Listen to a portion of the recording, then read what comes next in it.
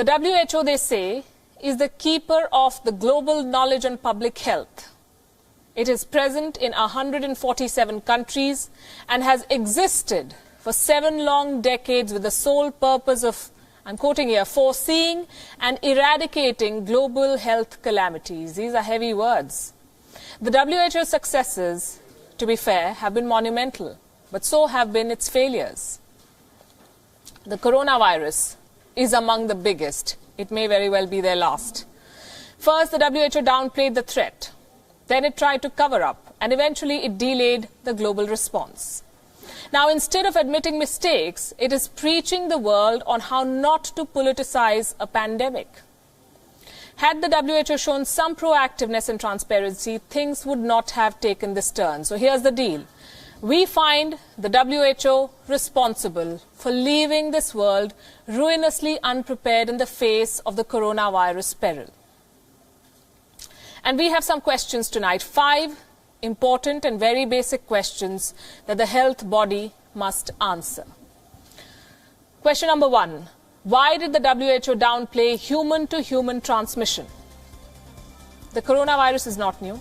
The transmission to humans is. And that is where the whole problem lies.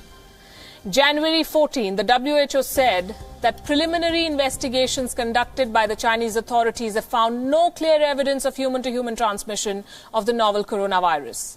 They bought China's word for it. And they did so when, in fact, just 12 days back, 41 patients had been admitted to a hospital in Wuhan. 14 of them had no direct exposure to the Hunan seafood market. That is 44% of the total cases. If this isn't human-to-human transmission, what is? Chinese scientists at the epicenter of the outbreak themselves confirmed this. One headline is on your screen. It talks about how only 27 of these patients had a travel history to the wet markets. And that's not all. A day before the WHO rejected human-to-human transmission on the 13th of January, Thailand reported its first imported cases of the coronavirus. This has been documented on the WHO website. Taiwan repeatedly warned them of such transmissions, yet the WHO remained in denial. So this is the first question they must answer. Why did they downplay or maybe lie about human-to-human transmission? Question number 2. Why did the WHO refuse to brand the outbreak a pandemic? By 15th January, the coronavirus was breaching borders. There was a trickle of cases in some countries. The WHO did not declare a global health emergency, which is fine. But another month and a half went by. The trickle of cases turned into a flood. By the end of February, there were cases on almost every continent. But the WHO did not call it a pandemic. It said the term, quote unquote, won't be appropriate yet.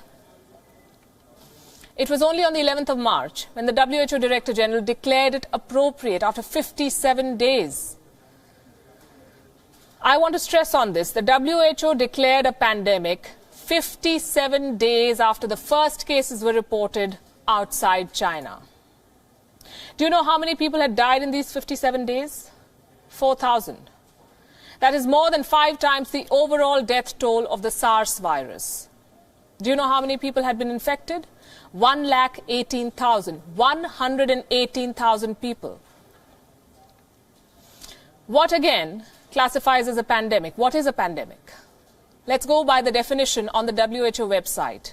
24th February 2010, the WHO said a pandemic is the worldwide spread of a new disease. A worldwide spread. The coronavirus had spread to 80 countries on 6 continents by the end of February. Yet it did not fit the WHO's own definition of a pandemic. And in case you're wondering why the declaration of a pandemic is so important, I'll tell you why. It makes governments and health systems prepare for community transmission. Question number 3. What did the WHO delegation to China achieve?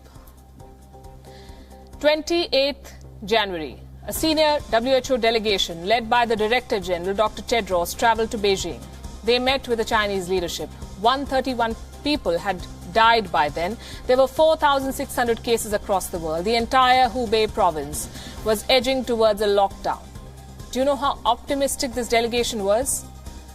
Soumya Swaminathan, the WHO chief scientist, said, and I'm quoting, "It does look like, at least it's not growing, it's reducing." She means the virus. It's reducing. The number of cases outside China has not grown exponentially.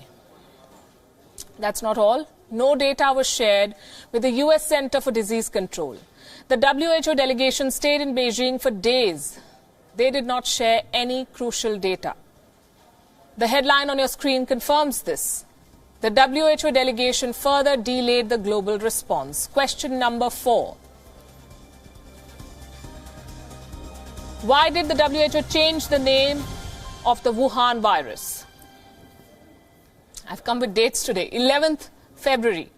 There were coronavirus cases as far as the UK and the United States. The WHO still hadn't declared a pandemic.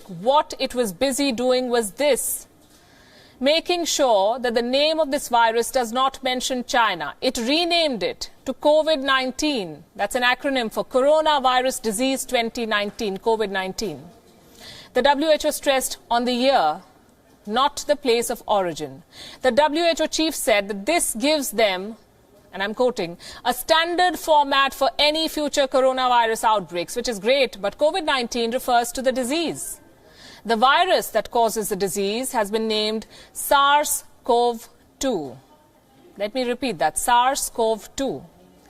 Now, do you recall the WHO using this term?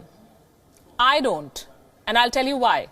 Because according to the WHO, and I'm quoting again, using the name SARS can have unintended consequences in creating fear, especially in Asia, which was the worst affected by the SARS outbreak in 2003. So don't name China, don't name Wuhan, and don't even mention SARS. Basically, don't say anything that links this virus to China. Question number 5. Will the WHO ever acknowledge Taiwan's performance in this collective battle? Because that's what they call it, collective battle. After all, it was the first country, first region, to warn them about the threat. As early as December last year, Taiwan had released the contents of a December mail. A mail which raised 7 instances of a virus in Wuhan. The WHO took no note of this. The rest is history. Although that's not all. Taiwan has been excluded from the World Health Organization. Taiwan does not get an invite to attend WHO annual meetings. Taiwan does not get important briefings on global experts. Despite all of this, Taiwan is one of the success stories. Will the WHO acknowledge Taiwan's efforts, or will it continue to be bullied by China? In its attempts to not upset China, the WHO has failed to live up to its core mission, which is protecting human lives. It is time to demand accountability and ask questions.